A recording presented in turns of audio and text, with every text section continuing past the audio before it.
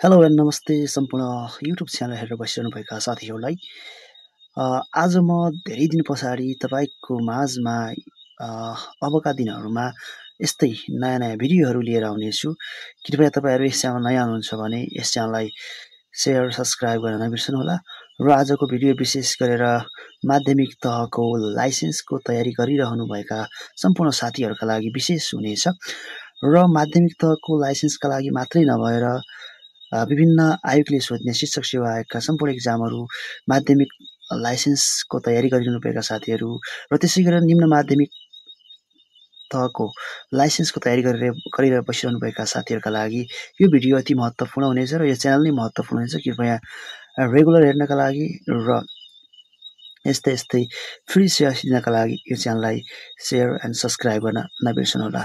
So बाँकी ढिला नगरिकन आज हामी एकाइ 3.8 कक्षा कोठा व्यवस्थापन तथा शैक्षणिक योजना सम्बन्धी केही महत्त्वपूर्ण अब्जेक्टिभ क्वेसन अथवा वस्तुगत बहुवैकल्पिक प्रश्न उत्तरहरू लिएर आएका छौँ। कृपया भिडियो अन्तिमसम्म हेर्नुहोला र बिचमा कमेन्ट छोड्न नबिर्सनुहोला। तपाईँको कमेन्ट र तपाईँको सेयरले मलाई अझै हौसला मिल्नेछ। ढिला नगरिकन हामी भिडियो सुरु गरौँ। प्रश्न नम्बर 1 मा रहेको छ, कक्षा कोठा व्यवस्थापनको मुख्य दायित्व तलका मध्ये कसको हो भनेको छ। विशेष गरेर जब हामी कक्षा कोठा व्यवस्थापन गर्छौँ तलका मध्ये चाहिँ कसको चाहिँ महत्त्वपूर्ण भूमिका त यहाँ सबैको चाहिँ हुन्छ नै, तर स्पेसियली चाहिँ कक्षा कोठा व्यवस्थापन गर्नमा है तलका मध्ये चाहिँ सबैभन्दा मुख्य भूमिका चाहिँ कसको रहन्छ त मुख्य दायित्व चाहिँ कसको रहन्छ भन्दा यसको चाहिँ एन्सर हुन्छ अप्सन ख, शिक्षकको नै हुन्छ है। कक्षा कस्तो बनाउने, क्लास चाहिँ कस्तो बनाउने भनेर मुख्य भूमिका चाहिँ शिक्षकको नै हुन्छ यसमा। त्यसै गरेर क्वेसन नम्बर 2 मा हेर्न सक्छौँ, कक्षा कोठा व्यवस्थापन गर्दा ध्यान दिनुपर्ने मुख्य पक्ष तलको मध्ये कुन हो भनेको छ।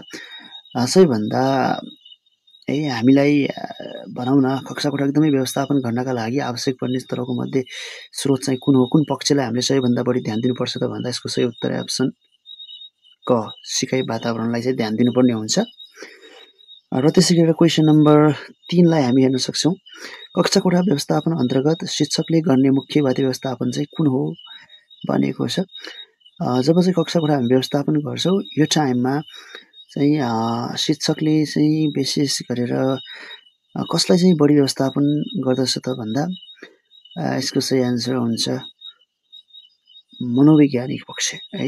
अप्सन खलाई चाहिँ हामीले बुझ्न सक्छौँ, मनोवैज्ञानिक पक्षको व्यवस्थापन गर्नुपर्छ।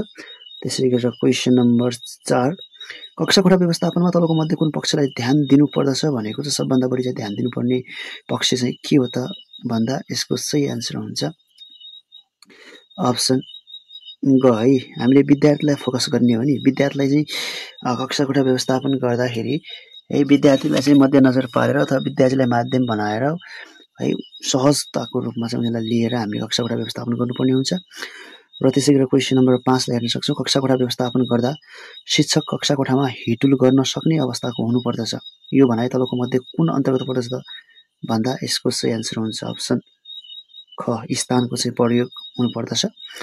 र त्यसै गरेर क्वेसन नम्बर 6 मा हामी हेर्न सक्छौँ, बालमैत्री विद्यालय प्रारूप अनुसार कक्षा कोठा व्यवस्थापन गर्दा कक्षा कोठामा न्यूनतम मापदण्ड कति विद्यार्थी रहने सङ्ख्या तोकिएको छ त भन्दा यो क्वेसन चाहिँ प्राय तपाईँहरूले पढिसक्नु भएको छ त सजिलो पनि छ। यसमा यो क्वेसनलाई चाहिँ याद गर्नै पर्छ है, यस्तो झुक्क्याउने खाली प्रश्न चाहिँ छैन यो, त्यसकारण यसको सही एन्सर हुन्छ अप्सन क, 50 जना हुनुपर्छ न्यूनतम। क्वेसनकै क्रममा क्वेसन नम्बर 7 हामीले हेर्न सक्छौँ, कक्षा कोठा व्यवस्थापनका क्रममा तयार गरिने जब चार्ट कोसँग सम्बन्धित रहन्छ त अथवा हुन्छ भनेको छ। विशेष गरेर जब चार्ट चाहिँ कोसँग सम्बन्धित रहन्छ भन्दा यसको सही एन्सर हुन्छ अप्सन क है। अब जब चार्ट बनाउने भनेकै शिक्षकले हो है, पढाउँदाखेरि शिक्षण गर्दाखेरि शिक्षकलाई विभिन्न जब चार्ट्सहरू आवश्यक पर्ने भएको कारणले बनाउने पनि शिक्षकले नै हो अनि यो सम्बन्धित भनेको पनि शिक्षकसँग नै छ। त्यसै गरेर क्वेसन नम्बर 8 मा हेरौँ, कक्षा कोठा व्यवस्थापनमा बुक कर्नर र विषयगत कुनाको व्यवस्था गर्नु कक्षा कोठा व्यवस्थापनको कुन कार्य अन्तर्गत पर्दछ भनेको छ। अब यो बुक कर्नर बनाउने कुराहरू छ र विषयगत कुनाहरूको व्यवस्था गर्नु भनेको छ खासमा। अब यस मेन यो भनेको चाहिँ के त भन्दा यी चाहिँ भनेका सामग्रीहरू हुन् हैन। सो शिक्षण अध्ययन गर्ने सामग्रीहरू हुन्, त्यसैले सामग्रीहरूको चाहिँ व्यवस्थापन भित्रै पर्दछ। त्यसै गरी क्वेसन नम्बर 9 हेर्न सक्छौं। कक्षा कोठा व्यवस्थापन अन्तर्गत समाहित शिक्षाको अवधारणा तलको मध्ये कुनसँग सम्बन्धित रहेको छ त भन्दा यसको सही आन्सर हुन्छ अप्सन ग नै रहन्छ है। शिक्षण सिकाइ क्रियाकलापको व्यवस्थापन भित्र पर्यो। त्यसै गरी क्वेसन नम्बर हामी 10 लाई हेर्न सक्छौं। कक्षा कोठा व्यवस्थापन गर्दा विद्यार्थीहरूका क्रियाकलापहरूको सूक्ष्म रूपमा अवलोकन गर्नु तलको मध्ये कुन पक्षसँग सम्बन्धित छ भनेको छ।